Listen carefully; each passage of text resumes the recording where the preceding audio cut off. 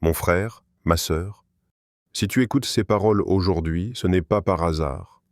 car il y a des moments où le cœur arrive à un seuil silencieux que personne autour ne perçoit, un seuil où les mots deviennent lourds, où les sourires deviennent mécaniques, où l'âme avance alors qu'elle aurait besoin de s'asseoir. Et ce vendredi se présente justement comme un de ces instants suspendus. Un instant où Allah permet à son serviteur de s'arrêter intérieurement, même si le monde continue de courir autour de lui. Car peut-être que depuis des jours, des semaines ou même des mois, tu portes une invocation discrète, une demande que tu n'oses plus formuler à voix haute, une douleur que tu caches par pudeur ou par fatigue, une espérance que tu protèges de peur qu'elle se brise encore. Et pourtant Allah, lui, voit ce que personne ne voit, entend ce que personne n'entend, connaît ce que même toi tu n'arrives plus toujours à nommer clairement, car il arrive que le cœur se lasse non pas de croire, mais d'attendre. Et dans cette attente silencieuse, le vendredi vient comme une invitation douce, presque intime, à déposer ce fardeau devant celui qui n'a jamais été sourd aux soupirs sincères. Car Allah n'a jamais ignoré un cœur qui se tourne vers lui avec vérité, même lorsque ce cœur est fatigué, même lorsqu'il tremble, même lorsqu'il doute de lui-même mais pas de son Seigneur. Et peut-être qu'en ce moment précis, tu espères un signe. Pas forcément un miracle spectaculaire, mais une paix, une clarté, une réponse intérieure qui te dirait que tu n'as pas marché en vain, que tes larmes n'étaient pas inutiles, que tes invocations n'étaient pas perdues, car le croyant traverse parfois des saisons où il avance sans voir, où il sème sans récolter immédiatement, et c'est précisément dans ces saisons que le vendredi prend une dimension particulière. Car ce jour n'est pas simplement un jour qui revient chaque semaine, il est un rappel vivant que le lien avec Allah n'est jamais rompu. Même lorsque l'on se sent éloigné, même lorsque l'on se sent indigne, même lorsque l'on se sent vide. Et si ce vendredi devenait le point de départ d'une réponse, non pas forcément sous la forme que tu imagines, mais sous la forme dont ton cœur a réellement besoin. Une paix que rien ne peut expliquer, une ouverture que tu n'attendais plus, une réconciliation intérieure avec le décret d'Allah. Car parfois, la première réponse n'est pas le changement de la situation, mais le changement du cœur face à la situation. Et aujourd'hui, sur lumière de la Sunna, il ne s'agit pas simplement de rappeler des informations, mais d'ouvrir un espace où ton cœur peut respirer, où ton âme peut se souvenir, où tu peux comprendre pourquoi le vendredi est un jour clé dans la vie du croyant, et comment l'utiliser selon le Coran et la Sunna pour te rapprocher d'Allah non pas de manière théorique, mais réelle, vécue, intime. Car se rapprocher d'Allah ne commence pas par de grands discours, mais par un cœur qui accepte de s'arrêter un instant et de dire intérieurement « Ô Allah, me voici avec mes faiblesses, mes espoirs, mes silences et mes invocations encore ouvertes. » Le vendredi n'est pas sacré par convention humaine, ni par une décision culturelle, ni par une habitude transmise sans sens, mais parce qu'Allah lui-même lui a accordé un statut particulier, un honneur que le prophète a clairement rappelé lorsqu'il a enseigné que c'est le meilleur jour sur lequel le soleil se lève, et cette parole ne désigne pas seulement une supériorité symbolique, elle désigne une réalité spirituelle profonde, car le vendredi est un jour où plusieurs dimensions se rencontrent, le visible et l'invisible, le rappel et l'oubli, la routine et l'éveil, car c'est un jour de création, un jour où Allah a façonné l'être humain, rappelant ainsi à chaque croyant son origine, sa dépendance totale à son Seigneur et la fragilité de son existence, mais c'est aussi un jour de rassemblement, où les corps se réunissent dans les mosquées et où les cœurs sont appelés à s'unifier dans le rappel d'Allah. Car le croyant n'est pas fait pour cheminer seul, il est fait pour être rappelé, corrigé, élevé par la parole d'Allah et par la présence des autres croyants, et le vendredi devient alors un point de convergence, un moment où l'individu sort de son isolement intérieur pour se replacer dans la communauté des serviteurs d'Allah. Mais au-delà de cela, le vendredi est un jour de rappel, un jour où l'âme est invitée à se souvenir de ce qu'elle oublie trop souvent dans le tumulte de la semaine, à savoir pourquoi elle vit, vers quoi elle marche, et ce qu'elle cherche réellement, car combien commencent que leur semaine en courant derrière les obligations, les inquiétudes et les attentes des gens, sans jamais s'arrêter pour se demander si leur cœur est encore aligné avec Allah. Et le vendredi arrive comme une pause imposée par la sagesse divine, une pause qui dit aux croyants « Arrête-toi, écoute, recentre-toi, car ce jour est aussi un jour de rencontre avec Allah. » Non pas une rencontre visible, mais une rencontre du cœur avec la parole, avec le rappel, avec la prière, avec l'invocation, car celui qui vit pleinement son vendredi ne le vit pas comme un simple jour de plus, mais comme un rendez-vous hebdomadaire avec son Seigneur. Et ce rendez-vous marque profondément l'état spirituel du croyant, souvent plus qu'il ne l'imagine, car ce que tu fais le vendredi influence la manière dont tu porteras ta foi toute la semaine, la manière dont tu réagiras face aux épreuves, la manière dont tu accueilleras les bienfaits, car le vendredi est comme un miroir posé devant le cœur, révélant son niveau d'attention, de présence et de sincérité. Et celui qui néglige ce jour ne néglige pas seulement une prière ou un rituel, il néglige une opportunité de réalignement intérieur. Car le croyant est appelé ce jour-là à s'arrêter consciemment, à sortir du pilotage automatique, à écouter la khutba non pas comme un discours lointain, mais comme une parole qui lui est adressée personnellement, et à se souvenir que la vie n'est pas une course sans direction, mais un chemin vers Allah. Et ce chemin nécessite des arrêts réguliers pour corriger la trajectoire. Et le vendredi est précisément l'un de ces arrêts, un arrêt où le cœur peut se réveiller, où la foi peut se raviver, où l'âme peut se rappeler que malgré les fautes, les retards et les faiblesses, la porte d'Allah reste ouverte, et que chaque vendredi est une invitation renouvelée à revenir, à se purifier et à avancer avec plus de conscience et de sincérité. Lorsque Allah dit dans le Coran « Ô vous qui avez cru », quand on appelle à la prière du vendredi, accourez à l'évocation d'Allah. Il ne s'adresse pas seulement à des corps appelés à se déplacer, il s'adresse à des cœurs appelés à se réveiller,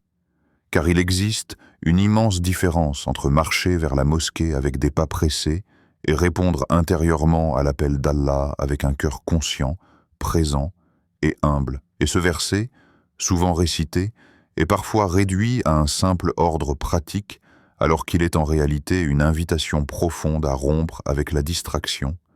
à quitter momentanément le bruit du monde,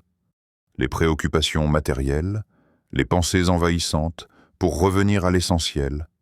car accourir à l'évocation d'Allah ne signifie pas seulement arriver à l'heure, mais arriver avec un cœur disponible, un cœur qui accepte de s'incliner, un cœur qui reconnaît son besoin vital de rappel, car le croyant, même lorsqu'il prie régulièrement, même lorsqu'il pratique, reste exposé à l'oubli, à la routine et à la dispersion. Et le vendredi vient précisément comme un appel hebdomadaire à réorienter l'intérieur avant même de réorganiser l'extérieur. Car ce jour n'est pas simplement un moment où l'on accomplit un devoir, mais un espace spirituel où les invocations sont élevées d'une manière particulière, où les fautes peuvent être effacées par la miséricorde d'Allah, et où les cœurs, parfois alourdis par les erreurs, les regrets et les préoccupations, peuvent retrouver une forme de clarté et de pureté,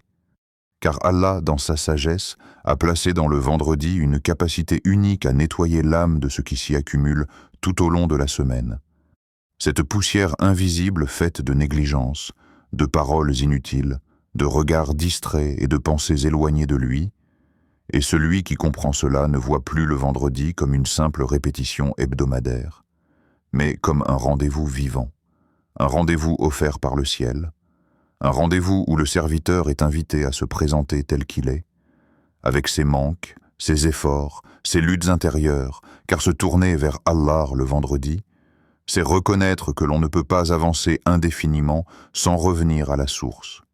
que l'on ne peut pas porter seul le poids de la vie sans se reconnecter à celui qui détient les cieux et la terre, et c'est pour cela que le vendredi agit comme un miroir spirituel, révélant l'état réel du cœur, car certains y viennent physiquement présents, mais intérieurement absents, tandis que d'autres, même avec peu de mots, y déposent un cœur sincère qui cherche la proximité d'Allah. Et ce sont ces cœurs-là qui repartent transformés, parfois sans même s'en rendre compte immédiatement. Car la purification du cœur ne se manifeste pas toujours par une émotion intense, mais souvent par une subtilité durable, une facilité nouvelle à faire le bien, une patience accrue face aux épreuves, une lucidité retrouvée face aux choix de la vie, et celui qui néglige le vendredi,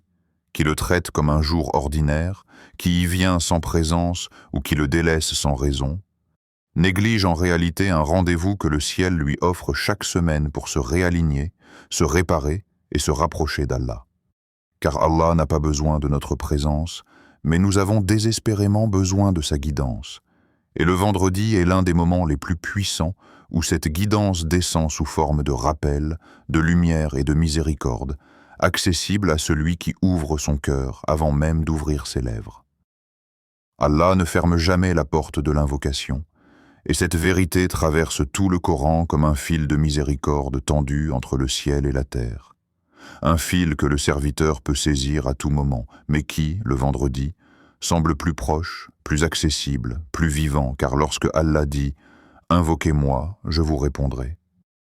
il ne pose ni condition de perfection, ni exigence de mérite absolu.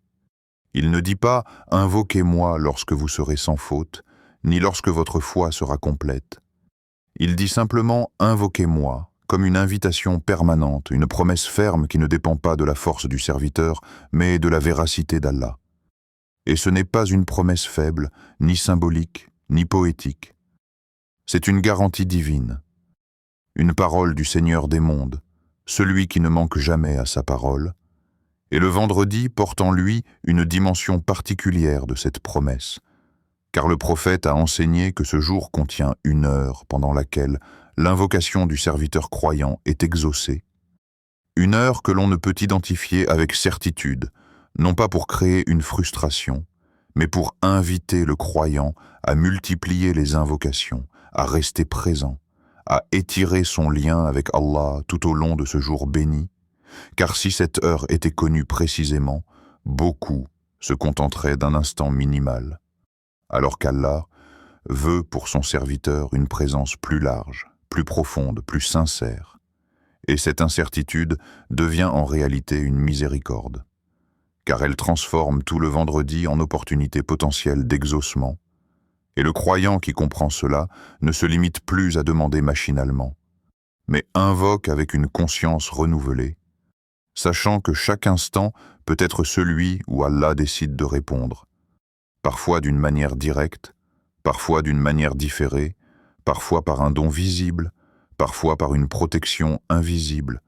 car l'exaucement ne signifie pas toujours recevoir exactement ce que l'on demande, mais recevoir ce qu'Allah sait être le meilleur pour nous, au moment le plus juste, et celui qui invoque le vendredi avec sincérité ne repart jamais les mains vides, même s'il pense repartir sans réponse, car il repart toujours avec quelque chose, une élévation, une purification, une inscription de son invocation auprès d'Allah. Car chaque invocation sincère est soit exaucée immédiatement, soit repoussée pour un moment meilleur, soit transformée en protection contre un mal, et le vendredi renforce cette réalité spirituelle, car c'est un jour où le ciel est attentif, où les anges sont présents, où les œuvres sont élevées d'une manière particulière, et lorsque le croyant lève les mains ce jour-là, même s'il est fatigué, même s'il a déjà invoqué 100 fois pour la même chose, même s'il a l'impression que rien ne change, Allah l'entend, Allah le voit, Allah inscrit cette invocation, et parfois la réponse se prépare dans l'invisible bien avant d'apparaître dans le visible, car Allah travaille pour son serviteur d'une manière que le serviteur ne peut pas toujours percevoir. Et c'est pour cela que l'invocation du vendredi demande avant tout une sincérité profonde et une confiance stable, une certitude que la promesse d'Allah est vraie, même lorsque le cœur tremble, même lorsque l'attente est longue, car celui qui invoque avec cette certitude transforme son vendredi en acte d'adoration vivant, en dialogue silencieux avec son Seigneur, en abandon confiant entre ses mains, et cette posture intérieure, plus que les mots eux-mêmes, est souvent la clé qui ouvre les portes, car Allah regarde d'abord les cœurs avant de regarder les lèvres, et le vendredi devient alors non pas un simple jour de demande, mais un jour de rencontre intime entre le besoin du serviteur et la miséricorde infinie d'Allah.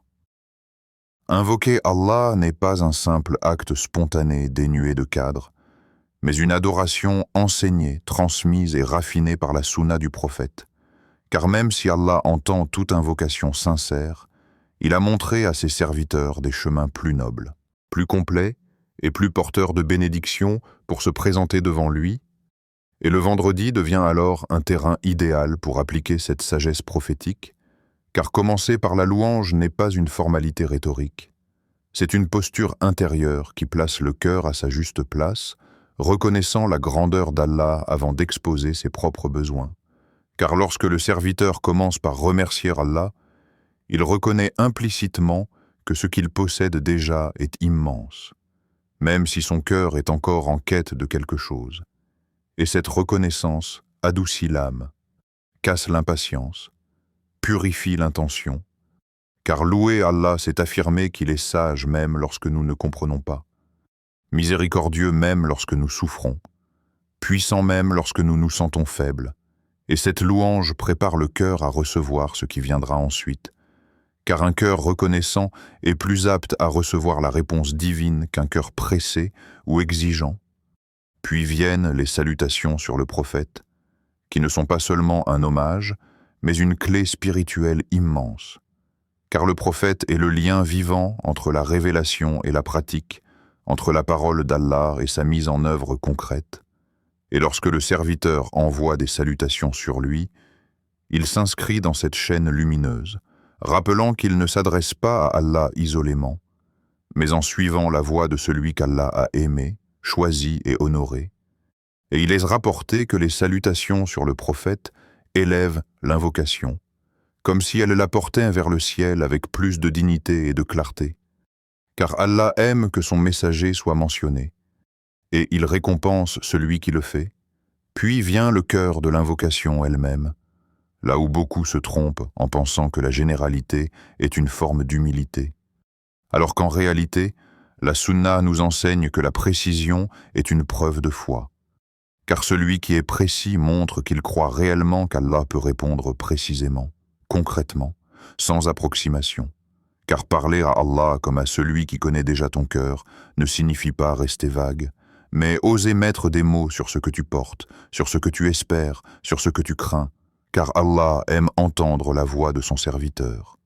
Même lorsqu'elle tremble, même lorsqu'elle hésite, et invoquer selon la sunna, ce n'est pas réciter des formules figées sans présence, mais entrer dans un dialogue sincère, respectueux et confiant. Car le prophète invoquait avec des mots simples, profonds, directs, qui reflétaient une relation vivante avec Allah. Et le vendredi offre un cadre spirituel particulièrement propice à cette invocation structurée, car le cœur est déjà préparé par le rappel, par la prière, par la conscience de la sacralité du jour. Et lorsque ces éléments sont réunis, l'invocation cesse d'être un simple moment de demande pour devenir un acte d'adoration complet. Un instant où le serviteur se tient symboliquement devant son Seigneur, avec reconnaissance, amour, espoir et confiance. Car la force de l'invocation ne réside pas dans la beauté des mots, mais dans la sincérité de celui qui les prononce. Et cette sincérité est nourrie par la manière prophétique de se présenter devant Allah. Il existe dans le vendredi un moment particulier où le temps semble se contracter, où le silence devient plus dense, où le cœur, s'il est attentif, perçoit une ouverture subtile mais réelle, et ce moment, situé après la prière du Asr, selon de nombreux savants, n'est pas désigné comme une heure ordinaire, mais comme un espace spirituel où l'invocation prend une dimension différente. Car ce n'est pas seulement une question d'horloge, mais une question d'état intérieur. Car après Asr, la journée commence à décliner, la lumière change, Les obligations ralentissent et le croyant se trouve souvent à un carrefour entre ce qui a été accompli et ce qui reste à venir. Et ce calme relatif, lorsqu'il est protégé des distractions, devient un terrain fertile pour l'invocation, car Allah n'a jamais conditionné l'exaucement à la longueur des paroles, mais à la vérité du cœur. Et c'est pour cela que parfois, une seule phrase sincère, prononcée avec une présence totale, pèse plus lourd que 1000 mots récités mécaniquement, car le cœur humain est capable de concentrer en quelques secondes une intensité que des discours entiers ne parviennent pas à atteindre. Et le meilleur moment du vendredi n'est donc pas seulement celui qui est mentionné dans les textes, mais celui où le serviteur choisit consciemment de s'éloigner du bruit, de poser son téléphone, de s'asseoir avec lui-même et d'orienter son cœur vers Allah. Car ce moment devient alors un instant de vérité, où le serviteur cesse de jouer un rôle. Cesse de formuler ce qu'il pense devoir dire, et ose dire ce qu'il ressent réellement. Car l'invocation, après Asr, dans le calme, loin des distractions, agit comme une conversation intime, presque confidentielle, où le serviteur parle à Allah non pas pour impressionner, mais pour se déposer, car Allah n'attend pas des discours élaborés. Il attend un cœur présent, et cette présence est souvent plus facile à atteindre lorsque le corps est immobile, que le bruit est réduit, et que l'âme n'est plus tirée dans 1000 directions. Et c'est pour cela que beaucoup de pieux prédécesseurs accordaient une attention particulière à ce moment, non pas parce qu'ils garantissaient mécaniquement une réponse, mais parce qu'ils favorisaient un état intérieur propice à la sincérité. Car le véritable enjeu du meilleur moment du vendredi n'est pas de trouver la minute exacte, mais de devenir soi-même prêt à recevoir, prêt à confier, prêt à attendre avec confiance, car l'exaucement n'est pas toujours immédiat, mais l'empreinte laissée par une invocation sincère à ce moment-là peut accompagner le croyant longtemps après que le vendredi soit passé, influençant ses choix, apaisant ses peurs, renforçant sa patience, car ce moment devient alors une ancre spirituelle dans la semaine, un point de stabilité auquel le cœur peut se raccrocher, et lorsque le croyant comprend cela, il cesse de mesurer ses invocations en quantité ou en durée, et commence à les mesurer en présence, en vérité et en abandon. Car parfois, une invocation courte, prononcée avec un cœur totalement tourné vers Allah, suffit à ouvrir des portes que des années de paroles dispersées n'avaient pas réussi à franchir. Après avoir invoqué Allah, le travail du cœur ne s'arrête pas, car l'invocation n'est pas un acte isolé dans le temps, mais une dynamique intérieure qui se prolonge bien au-delà du moment où les mains se baissent, et c'est précisément dans cette après-invocation que beaucoup de cœurs se fragilisent sans même s'en rendre compte, car ils pensent que la dua se mesure uniquement à l'instant où elle est formulée, alors qu'en réalité, son impact dépend largement de l'état intérieur qui la suit. Car le doute, par exemple, ne se manifeste pas toujours de manière frontale. Il peut apparaître subtilement sous la forme d'une pensée furtive, d'un soupir intérieur, d'un regard inquiet vers le temps qui passe, car lorsque le serviteur commence à se demander si Allah l'a vraiment entendu, s'il a vraiment été sincère, si sa demande est légitime, ce doute agit comme une fissure invisible qui affaiblit la confiance. Alors même que l'invocation repose essentiellement sur la certitude que celui qui est invoqué est capable, proche et attentif. Et ce doute n'est pas toujours un rejet conscient de la promesse divine, mais souvent une fatigue du cœur, une lassitude accumulée par des attentes prolongées, car l'âme humaine n'aime pas l'incertitude. Elle veut des réponses rapides, visibles, mesurables, et c'est là que l'impatience s'installe, non pas toujours comme une colère, mais comme une tension intérieure. Une agitation qui pousse le serviteur à surveiller les signes, à guetter les changements, à interpréter chaque événement comme une réponse ou une absence de réponse. Et cette impatience, lorsqu'elle n'est pas maîtrisée, transforme l'invocation en une transaction,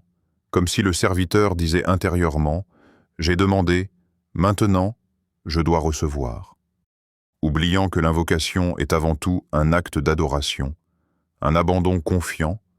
et non une exigence. Et lorsque la réponse ne vient pas selon le timing espéré, la plainte excessive peut alors s'installer, non pas toujours sous forme de révolte contre Allah, mais sous forme de discours répétés sur l'épreuve, de lamentations partagées avec tout le monde sauf avec celui à qui l'on a pourtant confié son cœur. Car se plaindre immédiatement après avoir invoqué revient parfois à retirer ce que l'on a déposé, à reprendre le fardeau que l'on venait à peine de confier à Allah. Et cette contradiction intérieure affaiblit la sérénité du cœur, car la plainte permanente nourrit l'angoisse plus qu'elle ne soulage,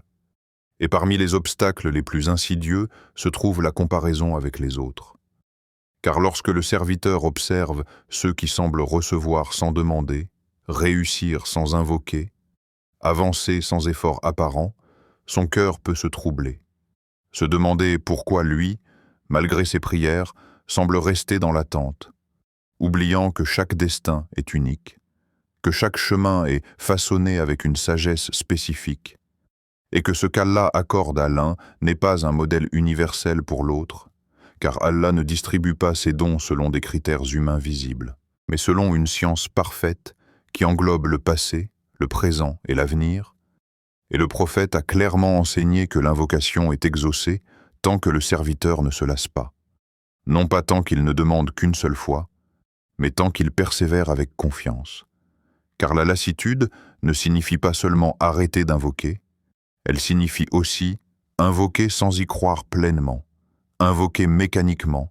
invoquer tout en nourrissant intérieurement le sentiment que rien ne changera. Et c'est ici que le croyant est invité à une maturité spirituelle profonde, celle de comprendre que le silence d'Allah n'est pas un rejet, mais très souvent une préparation invisible. Car Allah travaille dans l'invisible bien avant que le visible ne se manifeste. Il prépare des circonstances, il écarte des mots, il ajuste des cœurs. Il retarde parfois pour protéger, il refuse parfois pour offrir mieux, et ce travail divin échappe au regard humain, car l'homme voit l'instant présent alors qu'Allah voit l'ensemble. Et lorsque le serviteur accepte cette réalité, son cœur s'apaise, non pas parce qu'il a reçu ce qu'il voulait, mais parce qu'il fait confiance à celui qui sait mieux que lui ce dont il a besoin. Et cette confiance devient alors la clé qui libère l'invocation de ses blocages intérieurs. Chaque vendredi se présente comme une page blanche offerte par la miséricorde d'Allah.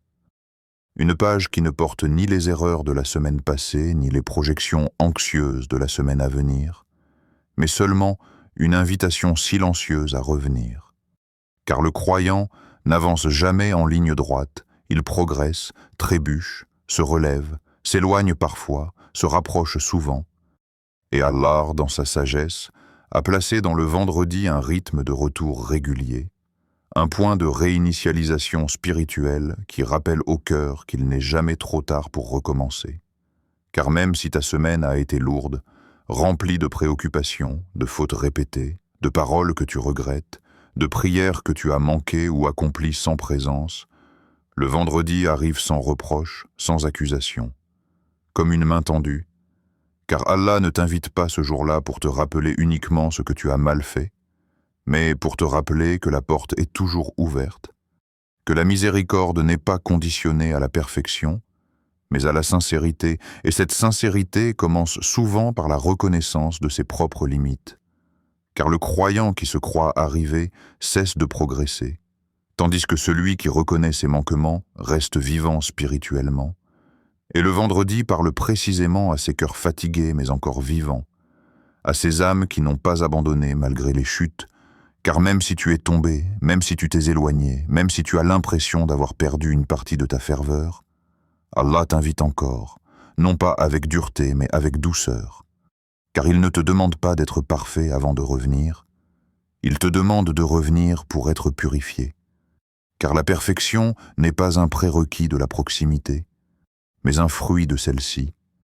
Et le vendredi agit comme un rappel puissant que la foi n'est pas un état figé,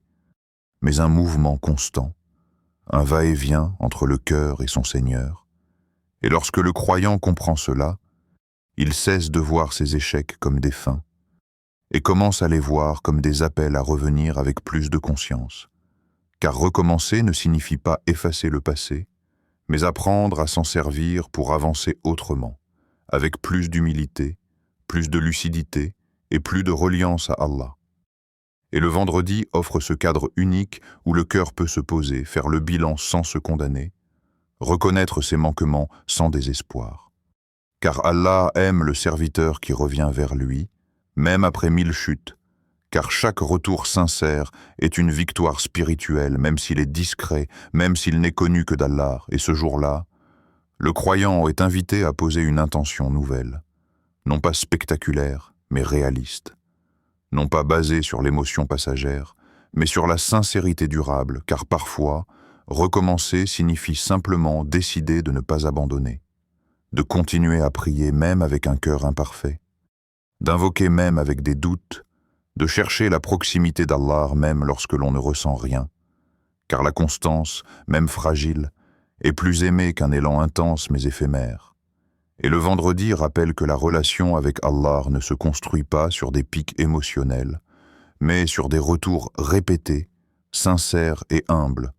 car Allah ne se lasse jamais d'accueillir celui qui revient, même si le retour est lent, même s'il est silencieux, même s'il est imparfait. Et cette réalité transforme le vendredi en un refuge spirituel, un moment où le croyant peut respirer à nouveau, se relever intérieurement et avancer avec l'assurance que tant qu'il se tourne vers Allah avec sincérité, il est déjà sur le bon chemin. Mon frère, ma sœur, maintenant que ces paroles ont traversé ton cœur, ne les laisse pas se dissoudre dans le bruit du quotidien, car ce vendredi n'est pas un simple jour qui s'ajoute à la semaine. Il est une invitation, un seuil, un instant où Allah te donne l'occasion de faire un pas intérieur que tu repousses peut-être depuis longtemps. Car beaucoup laissent passer les jours sacrés en pensant qu'ils reviendront, sans réaliser que chaque vendredi porte une lumière différente, une opportunité unique qui ne se répète jamais exactement de la même manière.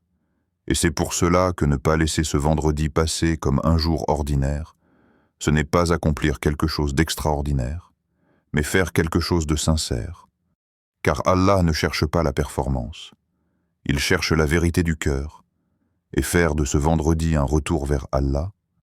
c'est avant tout accepter de s'arrêter intérieurement, de reconnaître que malgré les efforts, malgré les prières, malgré les tentatives, le cœur a parfois besoin d'être réaligné. Car le croyant n'est pas celui qui ne s'éloigne jamais, mais celui qui revient sans cesse. Et ce retour n'est pas un aveu d'échec. C'est une preuve de vie spirituelle, car seuls les cœurs morts ne ressentent plus le besoin de revenir. Et ce vendredi peut être ce moment de vérité où tu oses regarder ton cœur sans masque, sans justification, sans comparaison, et dire intérieurement « Oh Allah, je reviens tel que je suis ». Car la vérité devant Allah n'a jamais été une honte. Elle a toujours été une clé. Et déposer une invocation avec confiance, ce n'est pas multiplier les mots ou promettre des changements irréalistes. C'est placer ton besoin entre les mains d'Allah et accepter qu'il en prenne soin à sa manière, à son rythme, avec sa sagesse. Car la confiance ne se mesure pas à l'intensité de la demande, mais à la paix qui suit le dépôt. Car lorsque le cœur a réellement confié son affaire à Allah, il commence à respirer différemment, même si la situation extérieure n'a pas encore changé, et cette respiration intérieure est souvent le premier signe que le cœur s'est rapproché de son Seigneur. Et lorsque tu dis dans ton cœur « Ô Allah, guide-moi, purifie-moi et rapproche-moi de toi », tu ne récites pas une simple phrase, tu formules une orientation de vie. Car demander la guidance, c'est reconnaître que l'on ne sait pas toujours ce qui est meilleur pour soi. Demander la purification, c'est reconnaître que le cœur a besoin d'être nettoyé régulièrement. Et demander la proximité, c'est reconnaître que rien n'est plus précieux que d'être proche d'Allah. Car tout le reste, même les bienfaits, perd de sa saveur lorsque cette proximité manque. Et si ce rappel a touché ton cœur, ne le garde pas pour toi par simple émotion passagère. Car partager un rappel n'est pas un acte banal, c'est parfois une réponse à l'invocation silencieuse de quelqu'un d'autre. Quelqu'un qui traverse peut-être exactement ce que tu traverses, mais qui n'a pas encore trouvé les mots pour se tourner vers Allah. Et rappelle-toi que les plus grands changements commencent souvent par des gestes simples, discrets, presque invisibles, car un seul vendredi vécu avec sincérité, sans bruit, sans ostentation, sans attente excessive, peut changer une vie entière, non pas en la transformant instantanément, mais en réorientant le cœur vers la bonne direction. Car lorsque le cœur est bien orienté, le reste finit toujours par suivre. Et ce vendredi peut être ce tournant doux mais décisif, où tu choisis de ne plus avancer seul, de ne plus porter tes fardeaux sans les déposer, et de ne plus laisser passer les invitations d'Allah sans y répondre, car tant que le cœur répond, la lumière n'est jamais loin.